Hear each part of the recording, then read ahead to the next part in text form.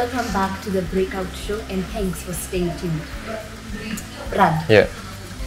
Tumeona this is more of a family business. Kutoka ianze ilikuwa more of a family business ama kuna chini yako and such. Yeah, venye nimesema tu ilianzanga tu hivi ilianza tu venye nilikuwa nimesema si tangu ndo alikuwa kwanza anauza fish mori inaitwa Morina. Yeye ndiye alikuwa kwanza akiwa na ile nini kibanda kuuza fish. So mimi nilikuja tu nikamjoin. Then my sister walikuwa wanasaidiana na sister yangu mwenye anafuata anaitwa Cynthia. So mimi ndo nilikuja late kwa join tu nikawaambia pia mimi sina job, sina employment na nyinyi mnajua mnafanya hii kama side hustle. Why don't we like pool resources ama si wenyewe tujikusanye tuanze hiki kitu kama main hustle yetu. Ni sasa naweza sema naweza ita basi family business kitu kama hiyo juu since 3 of us tuko hapo, so inakuwa more family than naweza sema ni family kitu kama hiyo. Kwa sababu we know that si customers wote watakuja hapa na wakule, una offer nini delivery services. Kama uko na hizo delivery services, uko na hizo magari ama una hire? Saizi zenye tunatumia ni pikipiki mostly, tunatumia hizo the motorbikes So niko na like 3 riders. Si wangu ni like hao rider tu wa kawaida wenye wanakonga hapo kwa stage 2. So like niko na nili identify like 3 people. Nikawaambia sasa mimi niko na mtakuwa mnanisaidia kupeleka delivery zangu. Ndio mtanisaidia kupeleka fish zangu kwa customer wangu. Alafu mimi niko na walipa na agreed charges unaona. So like unapata akinipelekea fish sasa si commission based, analipa tu kama customer mwingine mwenye anaweza lipa kama mtu anapeleka. But sasa unajua sasa ni mtu tunafanya naye daily, so inapata akinibebea inakuwa cheaper, pia inakuwa cheaper kwa ule customer. So anibebei na prices the same na watu wengine juu sasa mimi inakuwa ni kama mimi ni mtu wa kila siku juu nampea. Unaweza pata kwa siku naweza mpea ride kama 10 anipeleke order kama 10 anipeleke order kama 5. So inakuwa easier akinini. Mimi mwenyewe sasa sina motorbike yangu ama ya big fish yenyewe sasa haina motorbike. But with time unaona business ikigrow naweza nunua motorbike ni kuange na delivery guys wangu. So inakuwa easier juu unajua ule ni mtu wa bike ako pale stage. Customer wake akikuja hata mwambie ati ako na order za big fish atampeleka. Wakati amempeleka unaweza pata mimi pia niko na order. So inapata yeye mwenyewe labda alienda Karen. So inakuwa ngumu kumgoja. So inakuwa either una cancel hiyo order ama unatafuta rider mwingine unaona. But nikiwa na bike zangu of which naweza panga tu big fish like maybe at the end of this year naweza sema tu busy kwa mzuri naweza buy bike unaona. So inakuwa easier ku maintain hizo nini maintain orders. Tunapeleka kama delivery kila mahali Nairobi. Nimezipeleka. Hata sasa hivi mkiingia hapo nilikuwa nimepeleka zingine na huko Naivasha road. Yeah. Na kuna ile time yenye umeface challenge ya unataka kudeliver samaki kwa client wako na ametoka mbali, but kunakuwa na shushi kidogo kwa barabara. Unajua hii pia unajua like any other business, juu ni kitu actual, ni kitu real unaweza vitu kama hizo lazima zitoke. After unajua mara mingi unapata hii business ni ya online So inapata labda customer mwenyewe inakuwa ni customer wako wa kwanza anashangaa hii fish ndaiona venye naionanga kwa picha ndio itakuja ama nini unapata inakuwa tena ni issue. So inapata every fish inatoka kwa jikoni, you have to do your best unaona. Lazima uiweke ikue standard poa yenyewe mwenyewe akikula ama presentable venye utaipresent pale inapata yeye mwenyewe atabambika unaona. Juu akiona picha pale kwa internet kwa hizo ma social media atataka exact not knowing ile ilitengeneza kwa naweza sema room temperature factors zote zilikuwa nini juu kitu imeserve umetoa tu hivi ukaeka kwa sahani ukaeka huko ukatafutia angle za picha nini ukaipiga. But unapata za nini so unataka hata unapata most customer ana order na picha nataka kama hii kabisa lakini unapata zile tin zetu za take away ni tin. So unapata kieka pale lazima uikate like into 2 unaona ndio itoshe kwa ile tin unapata. But sijasema sasa sijapata challenges mingi kwa sababu what I offer ama what is out there in the internet ndio kitu mimi na offer, unaona. Ukinipia order mimi nilizijenga, sitangu alizijenga, so ukinipia order the same thing tu tanini. So sitakwambia tio ni download ama nini, no. It's the same thing. So inakuwa easier. Can you tell us your prices? Zina vary according to size ya samaki? Ina range according to size. Ukicheck hapo menu unapata like mostly mimi nauza tilapia pekee, siuzi fish nyingine. Tilapia zenye nauza ni from 300 to 600. Hiyo ndo range mimi nauza. Kuna watu wanauzanga like more than the 600 juu unapata size yao ni kubwa. Mimi siuzi hizo fish kubwa hizo Mimi zangu zinafikia hiyo size like a normal size fish ama large size fish ni hiyo 600, inakuwa easier kwangu. Plus mimi najua natoka Migori najua utamu ya fish ni hiyo yenye iko kwa hiyo stage ya si yenye ime overgrow. Unapata hiyo yenye at least iko mature lakini si imemature, unaona. Ikiko over mature pia tena inakuwa ngumu, inakuwa sasa taste yake pia ina change, unaona. Alafu tena sasa hiyo range ndio mimi ni bamba tu, ndio maana natakanga kudeal na hiyo range tu. Si ati hakuna samaki kubwa, ni mimi ndio mwenyewe siziuzi hizo. Na una source wapi samaki zako? Mimi natoka Migori mimi. Samaki zangu zinatokanga Muhuru Bay. Sijui kama unajua Muhuru Bay ndio samaki zangu zinatoka. So unapata like fish zangu unajua sasa sina hizo, siwezi chukua like fish mingi once, unaona. Naweza pata that now, naweza deal tu na like 2 or 3 fish a night, unaona. Sina hizo muscles za kudeal like a whole beach. Unaweza waambia ati fish zote zinatoka hapa ni zangu, ama unaweza pata, unajua fishermen wako na organization. So unapata mimi mwenyewe naweza ambia fisherman wangu jioni unieke hizi kilo. Juu kuna gari inatoka kwa beach like kila jioni inaleta fish. Ningekuwa na do mingi ama ningekuwa na like a bigger place, ama ningekuwa mimi mwenyewe niko na like bigger muscles, ningekuwa nachukua like maybe fish once a week juu at least naweza zistore na naweza zi-afford pia, unaona.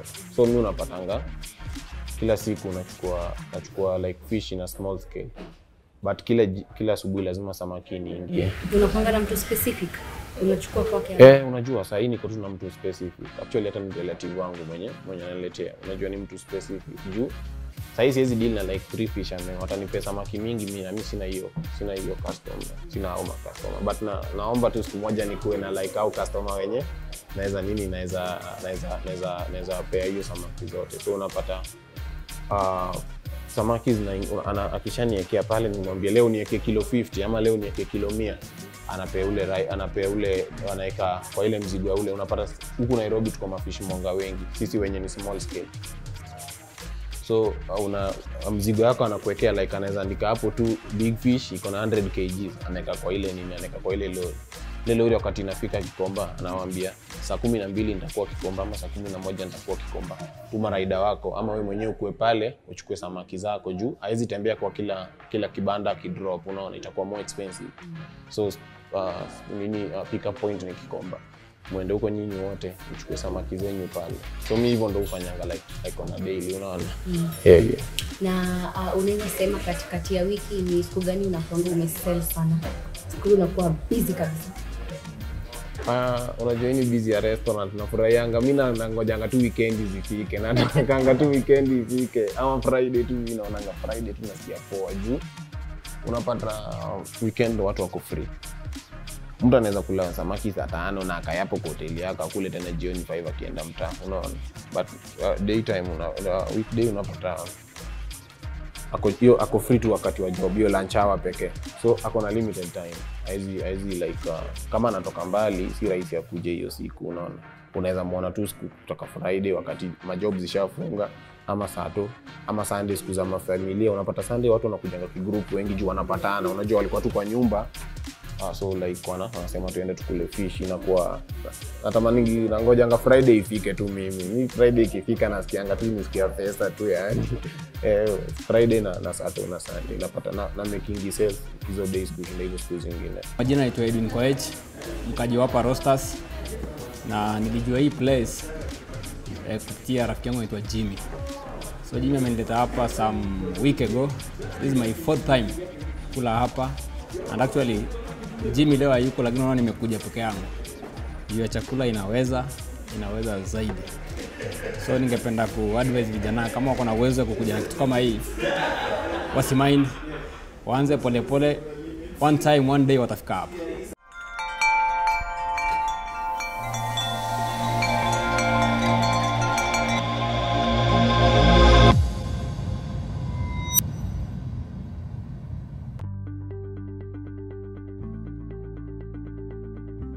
Challenge, of course, is lack of business. As you know, we are here for business. So when you don't have revenue coming in, then that now generates a whole range of challenges, starting from probably asking, having to lay off employees, people you've started with, you've already bonded, and you are a family, you are a team, having to ask them to go, and it's not your choice. That is a challenge in itself. Secondly, there is also a challenge in being able to meet the overheads. You know, just paying a bill, electricity or water is a challenge.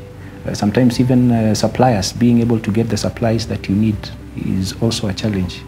You have to realize that it affected everything. So if you are traveling to bring potatoes here, or tomatoes, or any other product, be it chicken or meat product, and then there are whole lots of checks, you know, you have to comply with ABCD. Or even at one point there was a cessation of movement, and maybe your client comes from the areas where, your supplier comes from areas where they were quarantined for movement. So you see, you cannot be able to get your goods. But generally, overall, we can say that lack of business was the key contributing factor. And if I can just mention, most businesses, hotels closed. It was not because of any directive. No, it was because of lack of business. You open, you have a zero client, you can walk. And remember when we were starting, there was a lot of confusion. People didn't know what corona is, what to do. Today, temperature is 37, tomorrow it's 38.5. So there was a bit of a confusion. But what we did is we were able to quickly strategize and say, well, to stay afloat, first of all, as painful as it is, we have to really look at our personnel, human capacity or capital, and reduce it. Secondly, because we never closed. Other hotels closed. But what we said is, when we close, if all hotels close, the frontline workers, the essential services workers, somebody was traveling probably somewhere to Eldoret and they got late. Where are they going to spend their night? Somebody maybe who wanted to come and, like now there were doctors. There are other people who had, like we were having long-term clients from some of our, long-time guests from some of our clients, people who are staying for a month or two. Some of them were from Nairobi. And then you are just told from today midnight, no going back. Do you chase that person away? So we had to stay open so that we can be able to cater for them. So the first thing is we reduced the number of staff so that we could be able at least to manage. So that even if you are here, even if you are 3 or 4 of you, at least you know at the end of the day you can be able to get something, give somebody something to take home. And we also had to come in and reduce the prices, so that we can be able to attract some visitors. And therefore, those are the 4 key areas that we concentrated on. So once we reduced the prices, at least we saw people being able to come. And because there was no money. So if your normal rate is 7,000 and you still want to stick with 7,000 and somebody can't afford, you have 2 choices. Stick with 7,000 and perish, or see whether you can reduce the price and be able to get that person. Because even people are appreciating that, yes, there is COVID, but we know you need to operate. We know you have cut down on costs. So if you can be able to be bearable to one another, then we can be able to support each other. Yes, so those are the areas that we focused on. And we were able to move from March 14th onwards, which was the most difficult period, April and May. And then somehow in June, things started to somehow, there was a little bit of stability, and at least now we knew what we were supposed to operate with. And during that period, we also put in together some quick measures so that also people who are coming could be comfortable and confident that they are being taken care of and nobody will get infected or something like that. Generally for us, if advising him as a hotelier, one of our main delicacies is fish. So we sell tilapia, we sell Nile perch, and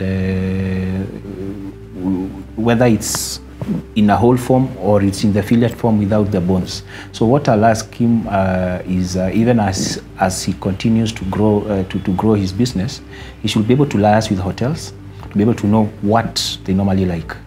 There are some hotels that do even catfish and other types of fish, but the most common is tilapia and Nile perch. And if he can be able to, because I'm sure he would like to sell in bulk, so if he can be able to visit the hotels around, find out what type of fish that they sell, they'll give him a specification or what we call the parameters which they look at so that they can be able to engage with you. So they'll tell you maybe we like fish, maybe a certain size, whether it's 7 inches. We like a fish that we know from the environment it's coming from is not contaminated, because you know white meat is very delicate. The chances of contamination usually are very high. In fact, did you know you cannot store white meat and red meat together? White meat will be contaminated. Yes. So sometimes you hear of food poisoning. It's not the actual poisoning. It's just that that food has been, is not in its own form, natural form. And therefore, when you take it, of course, you'll have some health implications. So he can be able to get all those details and be able even to get the weight, the size, because sometimes there are restaurants, for example, because of their nature, they are fast foods. They deal with the smaller size of fish because of the pricing. There are hotels that deal with the larger fish, so that somebody can be able to what we call a platter. Napata samaki moja kubwa, mnakuja mnakaa wawili, mnaoda, inakuja ikiwa moja, but you can eat two because it's big. So if you can be able to get all these, and then be also able to get the pricing, able to know how much is it. If I'm expecting to produce a tilapia, for example, to the market, how much will be the buying price going to be? So that he can be able to look at his costs backwards and see, well, if I'm already using this and these resources, probably by the time the final product is coming out, I may not be able to get back my returns, or I will be able to get back my returns. But business is not for the faint-hearted.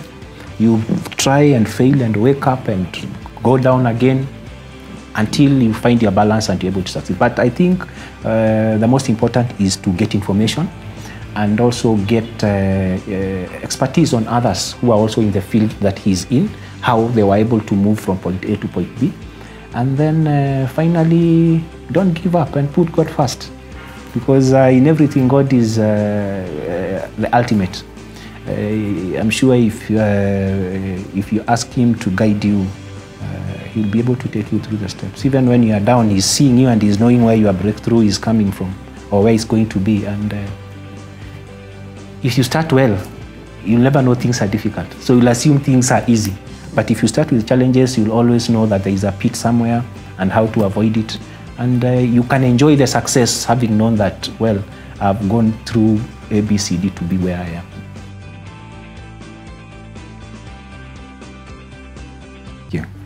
My parting shot for all the youth will be to tell them, number one, that everything is possible. What you put your mind to, everything is possible. Bora usikufe moyo, bora usitarajie kwamba utafanya kitu saa hii na leo na upate results leo. There is some work involved, there is some hard work involved, and put God first. Secondly, also have a passion. Sometimes it's difficult to succeed where you don't have a passion, because passion is what gives you the motivation to do even when things are not happening right. And thirdly, they should also seek as much information and knowledge as possible. We are lucky now in this century, we have a lot of information on the internet. I've seen literally people who never knew how to paint, never knew how to cook, and they just went on YouTube and they were able to follow somebody step by step, and they were able to get it done. And have people also, people who can mentor you. I think sometimes that's where we probably go a little bit wrong. Because when you have somebody to mentor you, you have somebody who is taking you where they have been before. They'll help you to avoid mistakes that they have done before. And they'll be there to hold your hand even when things are not working right. And you are accountable to them, so that even at the point where you're almost giving up, they can be able to challenge you to rise up. Because at the end of the day, nothing is easy. Nothing comes easy. You really have to work hard. So I'll tell them to stand up, put their minds into whatever they think they can be able to excel in. You don't have to do something because someone else did it. No. If that is not your line, you try something that you feel you can be able to, and they will see success slowly. Not instantly, but slowly.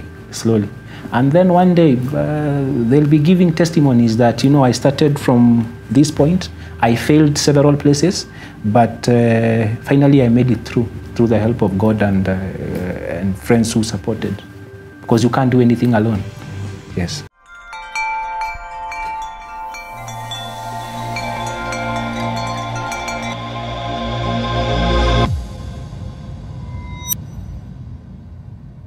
And apart from kuuza fish, unajua huwezi kosa kahobi, nini unapenda kufanya? Sasa hata siwezi sema niko na hobby man. Labda ni watch ball, Juu mimi nashindaga job daily. Sinaga day off day. Monday niko job, Tuesday daily unakuaga job. So inakuwa sasa hata ningekusema labda ball tu ndo mimi naweza watch, lakini hakuna kitu kingine si hudu. Asubuhi naamkia fish, jioni naamkia fish. Daily mimi niko work, suji daily tu mimi naamka. Hadi mango zangu tu zisikize zinuka fish, ndio maana napata sina zingine juu zote sasa zinanuka tu fish. Inakuwa fish tu. Mimi napenda kuuza. Unapenda tu kukaa hapa, napenda kukaa big fish tu. Sinaanga kitu kingine. Mimi hata huwezi nipata kwa nyumba tu big fish tu juu. Alafu tena most unajua kishazoea na customer wako na kwa marafiki wako. So inakuwa unafurahi kukuja kukuona marafiki wako wenye watalipia kukula chakula yako, unaona? Inakuwa tamu sana juu sasa mimi nishazoea. Tunaweza sema maisha yangu tu inakuwa tu kwa ikiwa. Maisha yangu inakuwa kama unaweza pata wale wote na wajua ni mabeste wangu, itakuwa nakuwa poa sana, unaona? Cutting short yako unaweza ambia youth pale nje nini mnataka kuanza business kama hiyo? Mimi kitu naweza sema, unaona, social media imenijenga sana. Sio siwezi kata, unaona. Like business, naweza sema like major part of it I owe it to the social media. Naweza ambia msee pale nje, ukiona social media ukiona handle, usingoje kuwa na like followers wengi. Mimi nikipush hizi post yangu ya kwanza nikifanya ilikuwa 21st of December 2019, no? Sikuwa na followers wengi. Like any other post tu unaweza weka, mimi nikaeka tu ya samaki, unaona. Kaambia mimi nauzanga samaki hapo roasters. Mwingine mnaweza pitia mkama kule tu. Out of hiyo tweet ndio naweza sema naweza itamani maker juu. Hiyo ndio post ile nijenga ikafika mahali tuko hapa sasa hivi malibishi iko juu. Watu walipenda, wakairetweet nini, ikago viral. So kutoka hapo tu ilipick tu. So naweza ambia msee ukiwa na handle ama ukiwa na social media handle yote, usiogope kuweka nini yako pale, asili yako pale. Unaweza ambia wewe ni tailor ama unachora ama wewe ni photographer, wewe ni nini, like kitu iko tu weke job yako out there, watu waone. Ukuwe consistent na post zako. Kuna siku moja mtu ataona hiyo nini yako aseme kuna huyu jamaa anakuanga tailor, anaonanga anaekanga masuti poa kama manguo poa, acha nimjaribu leo. Akikuja umfanyie kazi poa, anakuwa customer. Akikuwa customer anakupiga referral. Hiyo ndo busy you grow. Sasa naweza ambia msee tu hapo usiogope, usiongoje tu kuwa na follower 100. Mimi nikipost nilikuwa na followers 300. Sasa niko na 16,000 followers in a span of 6 months, unaona. So mimi so itangieta followers na itanga customer. Au ni 16,000 customer na niko sure like naweza sema like 14,000 watu wamekula big fish kutoka kwa hawa juu. Inakuwa venye mtu anakuja ananifollow ama anakuwa interested kukuja, unaona. So mi niki nini within a span of 6 months ukiwa na followers 16,000 si kitu rahisi, unaona. Na kwa wao wenyewe wamependa hiyo kitu yako, na nikipost hiyo siku nilikuwa tu na wasela 300 followers, ikago viral. Sikuwa najua kama hii ndio inaweza niinua, unaona. So within a 6-month period ukiwa na like 16,000 followers na uko na busy na kuwa ni kitu major sana, unaona. So naweza ambia tu msee utumie tu nini zako poa, social media zako poa. Na ule msee mwenye anataka delivery kutoka kwako atakupata aje? Tuko na handles, unaweza pata The Big Fish KE iko Facebook, The Big Fish KE iko Twitter, The Big Fish KE iko Instagram. Pia hizo ndio za handles za Big Fish. So tuko kwa social media, unaweza tupata hapo. Nini zetu ziko pale, location, contact, lakini tuko Roasters hapo Garden Estate Road. Hii inaitwa Roasters Garden Estate Road. So unaweza come pia enjoy fish, unaona. Nakuwa poa. Well guys, you've heard it from Brad. Nini unapenda kufanya? That poses a challenge to you. Anaweza kosa time ya watch ball, but he's passionate with what he's doing. So ask yourself, are you passionate with what you want to do? That has been the Breakout Show, and I've been your host, Judy Njunge. Adios.